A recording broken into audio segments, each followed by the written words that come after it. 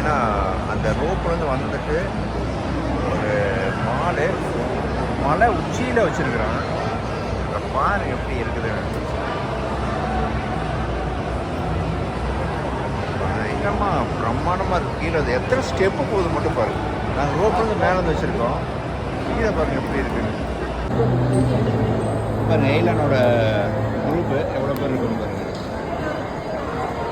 நீங்களே அதை ஜாயின் பண்ணலாம். 3 months வந்து 6 months வந்து உங்களுக்கு நமக்கு வந்து இந்த foreign trip import local domestic ட்ரிப்பெல்லாம் நமக்கு இது பண்ணுவாங்க. அருமையான ஒரு பிஸ்னஸ்ஸு. டாக்டரை போகிற மாதிரி எடுக்கணும் தலைவரை. போங்க தலைவரை, நீங்கள் வாங்கிங்க எடுக்க. இந்த பக்கம் வாங்க. அப்போ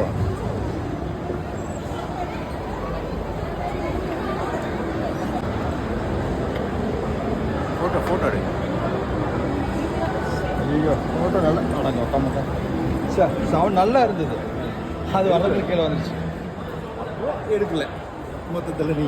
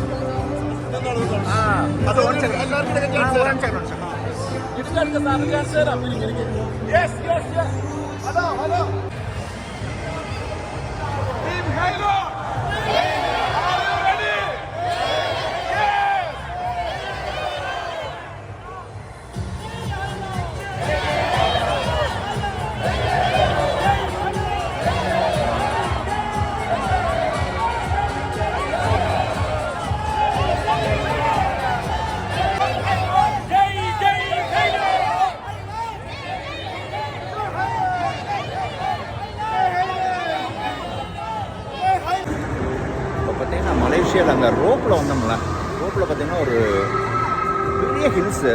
அங்கே வந்து மால் வந்து வச்சுருக்காங்க. கிட்டத்தட்ட ரோப்பில் தான் இங்கே வரணும். அதுக்கு மேலே தான் இந்த ஹில்ஸ் வச்சுருக்காங்க. அங்கே தான் இந்த சோயா மில்க் வாங்கணும். நம்ம ஊர் காசுக்கு பார்த்திங்கன்னா இங்கே பார்த்திங்கன்னா 6 ரூபா.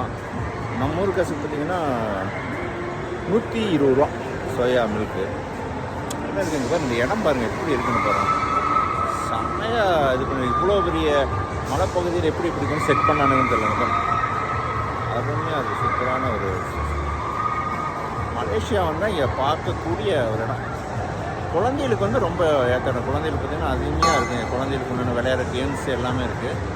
ஆனால் பைசா ரொம்ப ஜாஸ்தி. அதை நம்ம பார்க்கலன்னா நீங்கள் கண்டிப்பாக அது நமக்கு ஒர்த்தபுளான ஒரு இடம். பார்த்திங்கன்னா நம்ம மலேசியா வந்து கேஷனோட இருக்கும். சூதாட்ட விடுதின்னு சொல்லுவாங்கல்ல, அதுதான் இது. எவ்வளோ பெருசு இருக்கு பாருங்க. சூதாட்ட விடுதி தான். இங்கே எல்லா கேம்ஸு காசு போய் விட்டோம்னா ரொம்ப கேமரான இதான இது பார்த்துங்க. சூதாட்ட விடுதி கேமரா. உங்களுக்கு லக் இருந்தால் சம்பாதிக்கலாம், இல்லாட்டி காசு போயிடும். இது லக்குன்னு கிடையாது, காசு போயிடும்.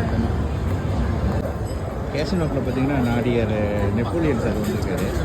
அவர் தான் இப்போது பார்க்குறோம். அவரு கேஷன் நோட்டில் வந்திருக்காரு.